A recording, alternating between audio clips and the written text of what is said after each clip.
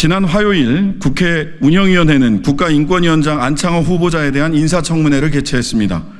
인사청문회 과정에서 서면 질의와 구두 질의, 이에 대한 후보자의 답변을 바탕으로 후보자가 인권위원장 직무를 수행하는 데 필요한 자질과 역량 등을 갖추고 있는지 살펴봤습니다. 결론적으로 후보자는 부적격입니다. 보편적 인권 보호의 수장 역할을 할 자격이 1도 없는 인물입니다. 후보자는 포괄적 차별금지법, 다음부터는 평등법이라고 하겠습니다.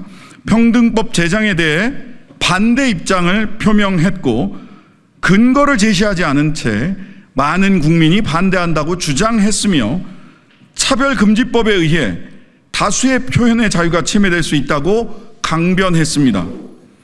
또 차별금지법이 제정되면 공산주의자와 파시스트가 활개를 치고 공산주의 혁명에 이용될 수 있다는 우려가 있다고 답변했습니다. 평등법 제정을 위해 노력하는 기관의 장이 되어야 할 후보자가 극히 일부의 극단적인 사람들만 공유하는 근거 없는 편견을 여과 없이 드러낸 것입니다. 인권위는 2006년 차별금지법 제정을 권고한 이래 2020년 제21대 국회 출범 당시 평등법 시안을 발표하며 입법을 권고했고 2024년 제22대 국회 출범 직후에도 위원장 명의 성명서를 통해 혐오와 차별금지 법제화에 노력해달라고 촉구하는 등 지난 20여 년간 평등법 제정을 위해 꾸준히 노력해왔습니다. 안창호 후보자의 답변은 인권위원회의 20년 역사와 노력을 무위로 만드는 것입니다. 동성애를 질병으로 보냐는 질문에 사람들마다 견해를 달리한다고 답변하여 비과학적 반인권적 인식을 드러냈으며 이 과정에서 세계보건기구 WHO의 기준을 부정하는 등 자의적 판단을 국제 기준보다 중시하는 편향을 드러냈습니다. 답변 과정에서 소수자에 대한 혐오와 차별적 발언을 일삼았습니다.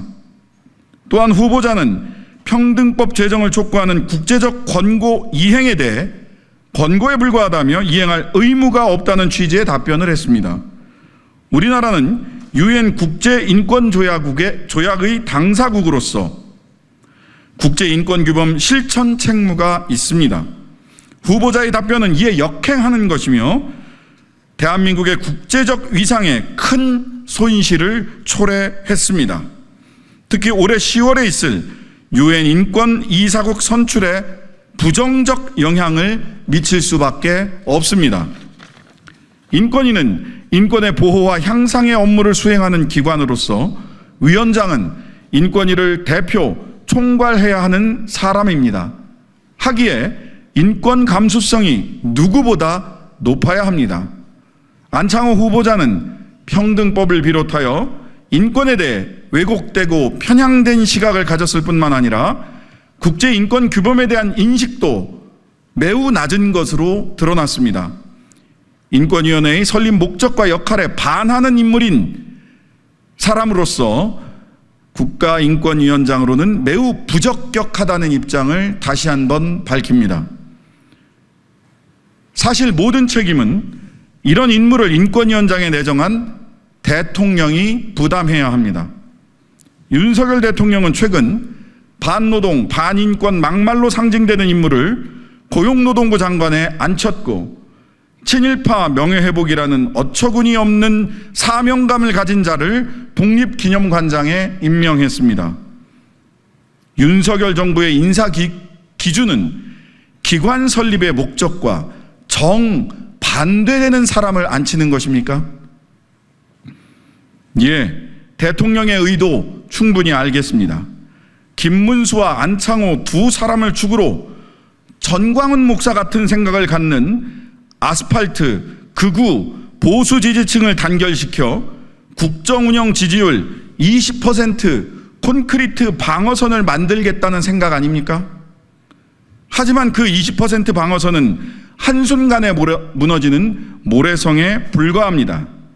그리고 그 모래성이 무너지는 속도는 매우 빠르고 그 양태는 전면적일 것입니다.